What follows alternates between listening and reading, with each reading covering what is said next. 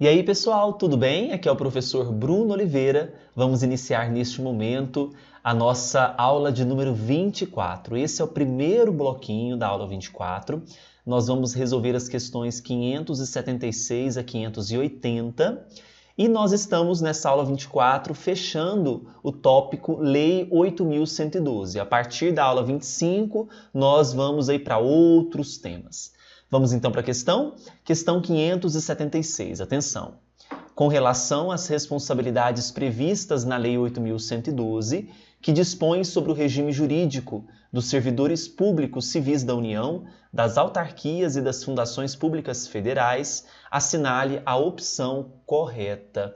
Se você ainda não adquiriu o curso completo, passe no site www.eleitoralcombruno.com.br, tá bom? São 1000 questões de direito administrativo. Letra A.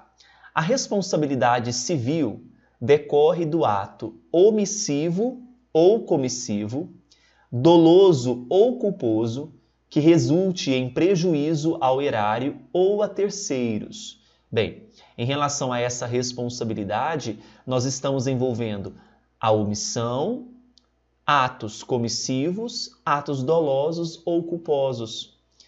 E nós temos aqui uma responsabilidade que resulta em prejuízo ao erário ou a terceiros. Está previsto na nossa Lei 8.112, lá no artigo 122. Está correta a letra A. B. A responsabilidade penal será afastada no caso de absolvição administrativa que negue a existência do fato.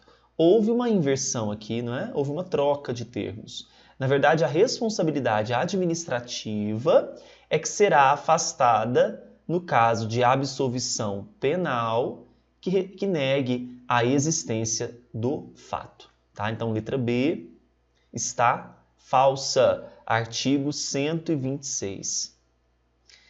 Letra C. A responsabilidade civil administrativa abrange os crimes e as contravenções imputadas aos servidores nessa qualidade. Não. O que vai abranger crimes e contravenções não é a responsabilidade civil administrativa, mas sim a responsabilidade penal, conforme prevê o artigo 123. Letra D. A responsabilidade penal resulta de atos omissivos ou comissivos praticados no desempenho do cargo ou função pelos servidores. Não é a responsabilidade penal que vai resultar de atos omissivos ou comissivos, mas sim a responsabilidade civil administrativa, de acordo com o artigo 124. O gabarito, então, para a questão 576, nós já havíamos encontrado, é a letra A. 577. Além de ser uma violação ética, a inassiduidade habitual, ou seja, faltar ao serviço, é uma conduta passível de suspensão por até 90 dias, conforme a Lei 8.112. O artigo 132, inciso número 3, considera que a inassiduidade habitual, que é aquela falta sem justa justificativa, né, sem causa justificada, por 60 dias interpoladamente durante o período de 12 meses. Tá? Então, leiam também em conjunto com esse 132, inciso 3, o artigo 139 da Lei 8.112. Então, está incorreta a questão 577, porque não é passível de suspensão, mas sim passível de demissão. Tá? 578. Com base na Lei 8.112, acerca da sindicância e do processo administrativo disciplinar, julgue os itens a seguir. 1. O servidor público federal que for destituído do cargo em comissão por ter aplicado de forma irregular o serviço público, após o decurso do prazo de 5 anos, poderá retornar ao serviço público se for aprovado em novo concurso público.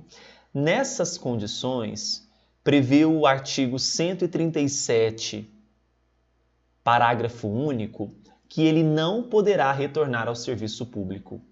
Tá? Veja que ele aplicou de forma irregular o dinheiro público, portanto, não pode retornar ao serviço público. 2. O rito sumário do processo administrativo disciplinar apenas aplica-se à apuração das irregularidades de inassiduidade habitual, acumulação ilícita de cargos públicos e abandono de cargo. Bom, a número 2 está correta. 2 artigos nos ajudam a responder essa número 2, o 133 e o 140, tá? 3. O indiciado ele será citado por mandado expedido pelo presidente da comissão para apresentar defesa escrita no prazo de 15 dias, assegurando-se-lhe vista do processo na repartição. O problema dessa número 3 é o prazo para a defesa. Falou de defesa, lembre-se de 10 dias, tá? O artigo é o 161, parágrafo 1º, então está falsa a número 3. 4. Não poderá participar de comissão de sindicância ou de inquérito cônjuge, companheiro ou parente do acusado, consanguíneo ou afim, em linha reta ou colateral até o 3º grau. Essa número 4 está totalmente condizente com o artigo 149, parágrafo 2º. Então, verdadeira número 4. 5. Da sindicância poderá resultar a aplicação de penalidade de advertência ou de suspensão de até 60 dias. Bem, o artigo 145 ele traz uma série de hipóteses da sindicância, o que pode resultar, né? Uma das hipóteses que está prevista no inciso 2 é advertência ou suspensão, mas é de até 30 dias e não de 60 dias. Então, falsa número 5. A questão 578 pede o número de itens corretos. E somente estão corretos o número 2 e o item 4. Portanto, só 2 itens corretos. Gabarito letra B. 579. A demissão será penalidade disciplinar cabível para o servidor que se recusar a ser submetido à inspeção médica determinada pela autoridade competente. Não. Nessa situação, o que caberá aqui é suspensão de até 15 dias e não demissão. Então, corrigem aí. Suspensão de até 15 dias. O artigo de referência é o artigo número 130 e o parágrafo é o 1º. Então, a questão 579 está incorreta, tá? 580, de acordo com o disposto na Lei 8.112, sobre o provimento de cargos públicos, é correto afirmar que: letra A. São requisitos para a investidura em cargo público a idade mínima de 18 anos e outros a serem criados por decreto do chefe do Executivo. Esses requisitos para investidura não são criados por decreto, mas são criados por lei. Então, a letra A ela está falsa. Em relação à idade está ok, mas não é criado por decreto os requisitos, e sim por lei. Assim prevê o artigo 5º, parágrafo 1º. B.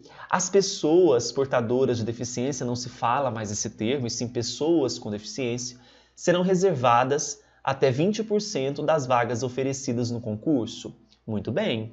Aqui é o parágrafo 2º do artigo 5º. C. A investidura em cargo público ocorrerá com a nomeação do candidato aprovado no Diário Oficial. Não. Investidura se dá com a posse e não com a nomeação. Então, falsa a letra C. O artigo aqui é o 7º. Então, incorreta a letra C. D. É vedado às universidades federais prover os seus cargos com professores, técnicos e cientistas estrangeiros. Pelo contrário, poderão prover, sim, os seus cargos com professores, técnicos e cientistas. Tá? Artigo 5º usa o termo de forma clara, poderão prover. E a promoção não será considerada uma forma de provimento de cargo público. Pelo contrário, vai ser, sim, considerada a promoção como forma de provimento artigo 8º, inciso número 2, tá bom? Então, para a questão 580, nós vamos assinalar como gabarito a letra B, é a única correta. Fechamos o primeiro bloquinho. Se você gostou, quer o curso completo de 1000 questões, passe no site eleitoralcombruno.com.br. Agora você que já tem o curso, acompanhe o próximo bloco, o bloco número 2. Tchau, tchau.